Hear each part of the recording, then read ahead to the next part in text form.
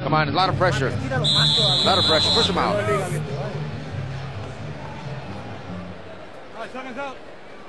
CompuBox count of power punches through 2. And I said, so far it's a landslide. Montiel is 30 out of 66 in power shots. Castillo 11 out of 34. Fernando Montiel in the green trunks. Martin Castillo in the black.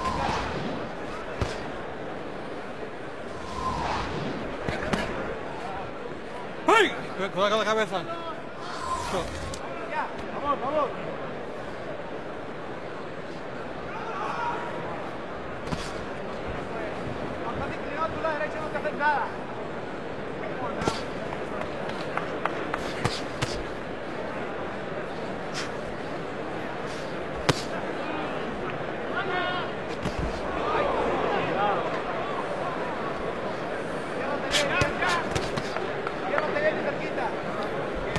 Fernando Montiel's only 2 losses were both to American fighters. Mark Johnson back in 2003. Johnny Gonzalez, who's functionally bigger than Montiel, in 2006. Martin Castillo's only 2 losses were both in Japan.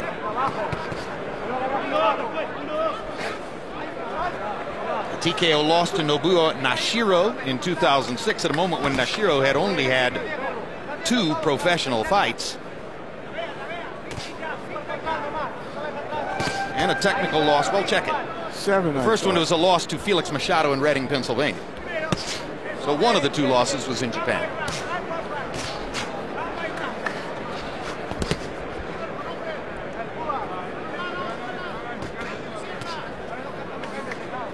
Oh, did I say 2? Yeah, Nashiro had 7 professional fights. Thank you, Larry. I feel crazy for even knowing that. You are crazy. It's good that you feel crazy.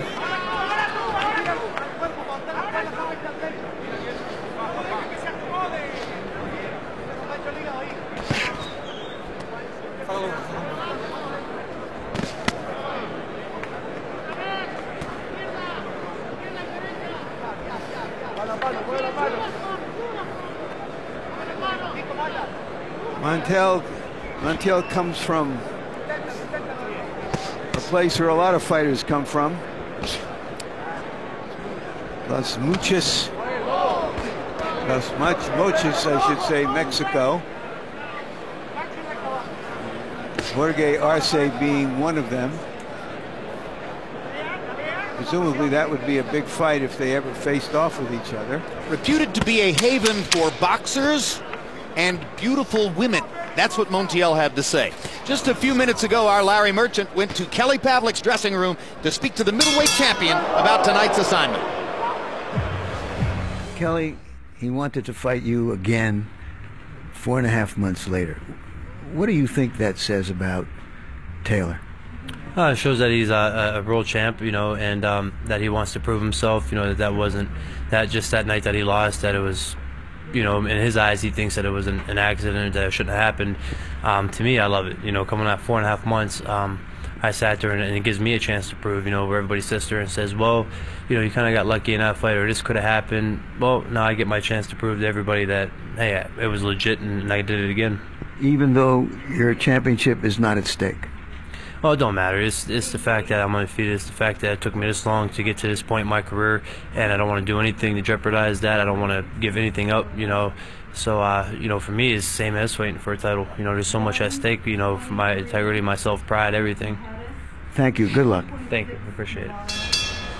In fitting the interview in, we might have paid a little bit of short shrift to what happened at the end of the last round, where Montiel hammered Castillo with another left hook against the ropes. We looked at a replay between rounds to see whether we thought the ropes had held Castillo up, but in fact, no, he was crouching against him still. It was another definitive shot by Montiel, who's had a big first 3 rounds. Harold, how do you score it? Okay, Jim. 3 rounds to nothing, 30-26, Fernando Montiel. Jim, you got to give him an extra point for the knockdown of round 1. That's a 10-8 round. I got a couple of observations. Number 1, Fernando Montiel stands straight up, which you'd never see with a Mexican junior bantamweight. I mean, he doesn't move his head at all. I don't know if it's giving him more power to stand straight up, but be as it may, that's the style he has. Number 2, Martin Castillo uses those winning gloves. That was the glove that Floyd Mayweather used to protect his hands. And certainly, it has to take away from his punching power. 3-0, Montiel. I believe Montiel is using the Reyes gloves. He is. Which are the so-called puncher's gloves because of the way the weight is distributed in them. And usually if they bang heads, and now Joe Cortez will call time. Let's see if somebody's bleeding. ¿Está bien? A ver. ¿Está bien? Okay. Está bien for Castillo. Está bien for Montiel.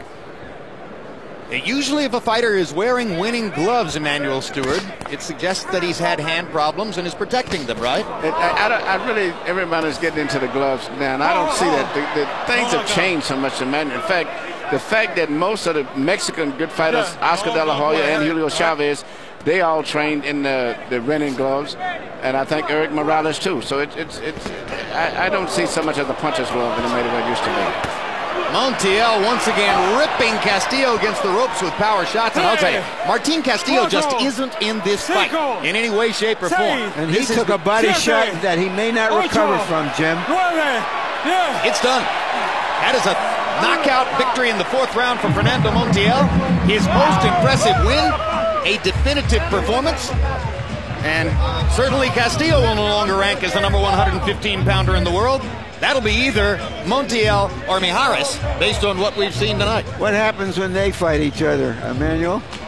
Wow, what a fight. It's going to be a boxer technician against a puncher. And that's going to be very interesting. It's good to see these small guys, particularly this fight here, to show such explosive punching power. I looked at, he got up at the count just enough to where he could be counted out. So really, Castillo really had given up. He said, that's it. And here's another thing, Jim, we discussed earlier. This justifies what Montiel's father, Manuel, did when he decided that the Olympics was not the best path to develop his son as a fighter.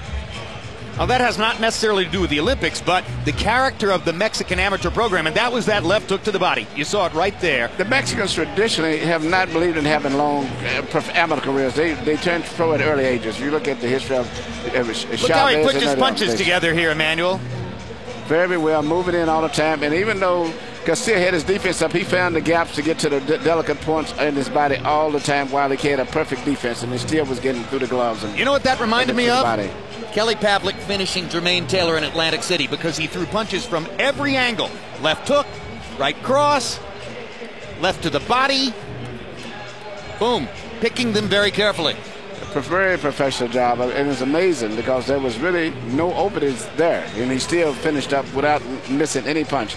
And a variety of different punches. Brilliant knockout victory for Fernando Montiel. He's the star of the night so far. Let's go to Michael Buffer for the official particulars. Ladies and gentlemen, referee Joe Cortez reaches the 10 count at 1 minute 56 seconds, round number 4. The winner by knockout victory, still WBO super flyweight world champion Fernando El Cocholito Montiel.